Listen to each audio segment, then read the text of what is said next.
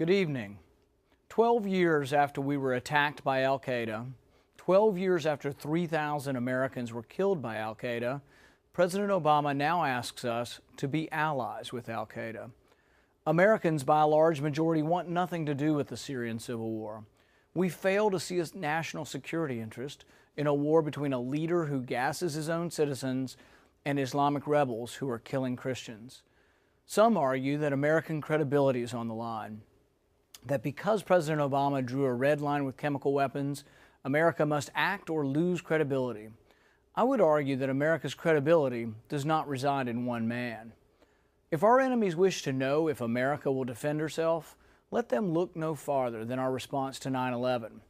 When attacked, we responded with overwhelming force and with the military objective of complete victory over our attackers.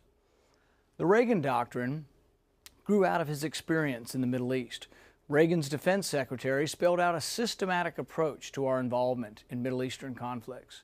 First, the American people must be supportive, overwhelmingly supportive, but most importantly, our mission must be to win. There's no clearly defined mission in Syria, no clearly defined American interest. In fact, the Obama administration has specifically stated that no military solution exists. They have said that the war will be unbelievably small and limited. To me, that sounds like they are pre-announcing that the military strikes will not punish Assad personally or affect regime change.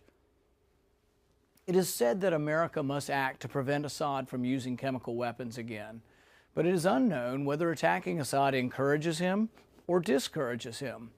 It is equally likely that Assad could feel cornered and resort to chemical weapons in an expanded fashion.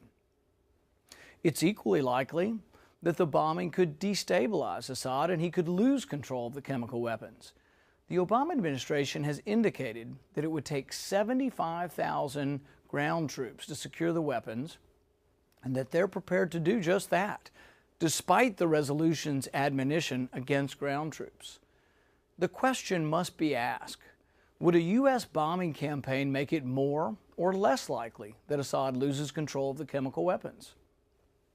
The same question can be asked of a series of bad outcomes.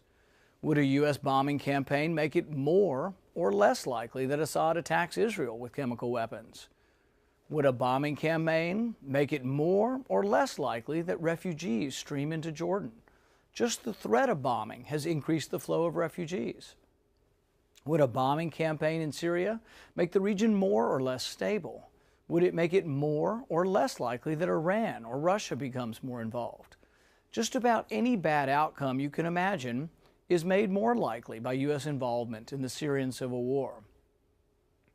In the past 24 hours, Russia has offered to broker a deal with Syria to have their chemical weapons put under international control. Diplomacy, if sincere, would be a welcome resolution. The Syrian foreign minister has indicated an interest in the proposal. Can we trust the participants in this plan? Diplomacy is always a mixture of trust, distrust, and watchfulness. We should not be naive, and we should have a solid plan and safeguards in place as part of any solution. As Reagan put it, we must trust but verify.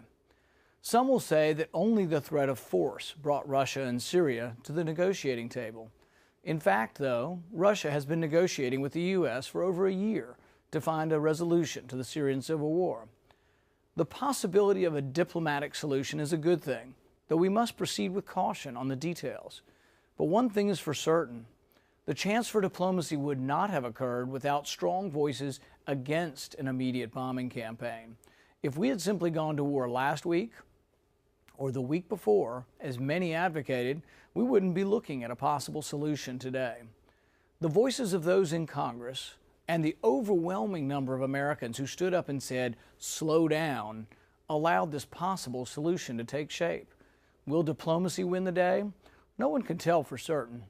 But on a broader issue, it is an important day, though, in the sense that a president recognized his constitutional duty and came to seek congressional authority for the war. If the vote occurs, I will vote no and encourage my colleagues to vote no as well. The president has not made a compelling case that American interests are at risk in Syria. The threshold for war should be a significant one. The President maintains that he still has the power to initiate war. This is untrue. The Constitution gave the power to declare war to Congress. James Madison wrote that the Constitution supposes what history demonstrates, that the executive is the branch most prone to war. Therefore, the Constitution, with studied care, vested the power to declare war in the legislature. This is no small question. I see the vote on whether to go to war in very personal terms. I will not vote to send my son, your son, or anyone's daughter to war unless a compelling American interest is present. I'm not convinced that we have a compelling interest in the Syrian civil war. May God help us make the wise decision here and avoid an unnecessary war.